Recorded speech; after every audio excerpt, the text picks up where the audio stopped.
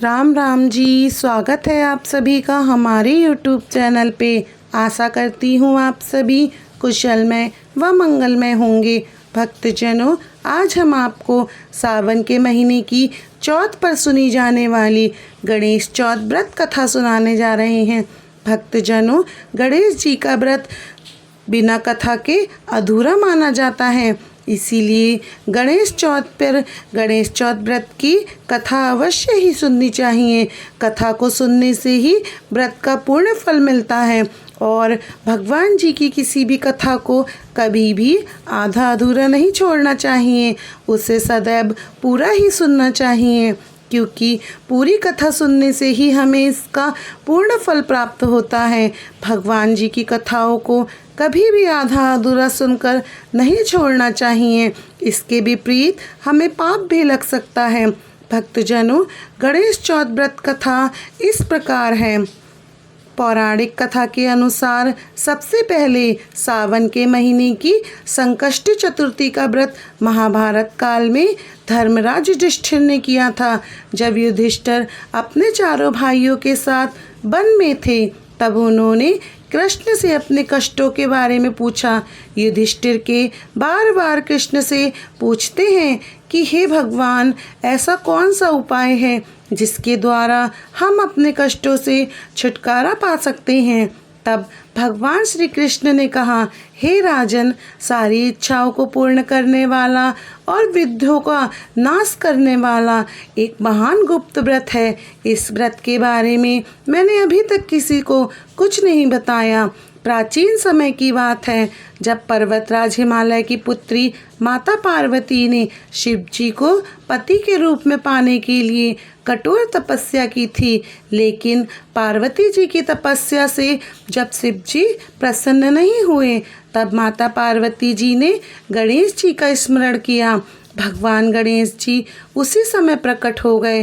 पार्वती जी ने गणेश जी से पूछा कि मैंने इतना कठोर तप किया, फिर भी शिव जी मुझसे प्रसन्न नहीं हुए। पार्वती जी की बात सुनकर गणेश जी उस कष्टनाशक शुभदायक व्रत के बारे में बताने लगे। उन्होंने कहा कि ये व्रत बहुत ही पुण्यकारी और समस्त कष्टों का नाश करने वाला है। इस व्रत को करने से आपकी सभी मनोकामनाएं पूर्ण होंगी और आपको सफलता मिलेगी। ये व्रत सावन के महीने की कृष्ण पक्ष की चतुर्थी की रात में चंद्रदेव का पूजन करके किया जाता है। इस व्रत के दिन चंद्रोदय तक भोजन नहीं ग्रहण करना चाहिए। इस दिन पहले गणेश जी की पूजा और चंद्रदेव की पूजा की जाती है।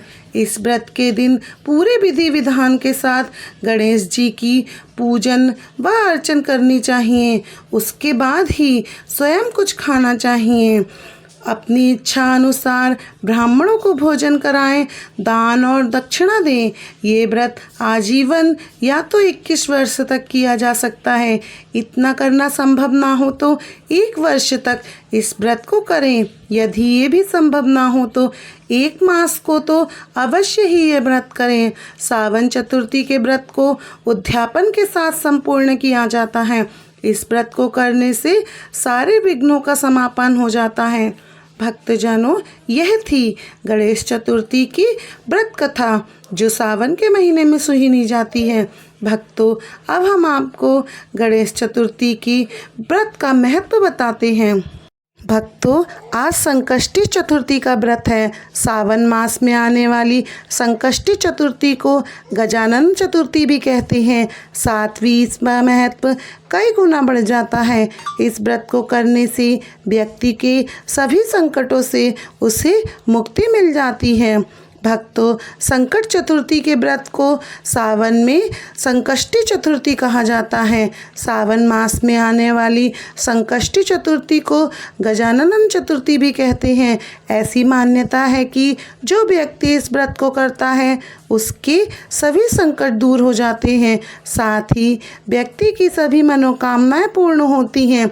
इस व्रत में भगवान गणेश और चंद्रमा के पूजन का विशेष महत्व है। साथ ही सावन में महीने में संकष्टी चतुर्थी होने से इसका महत्व कई गुना बढ़ जाता है।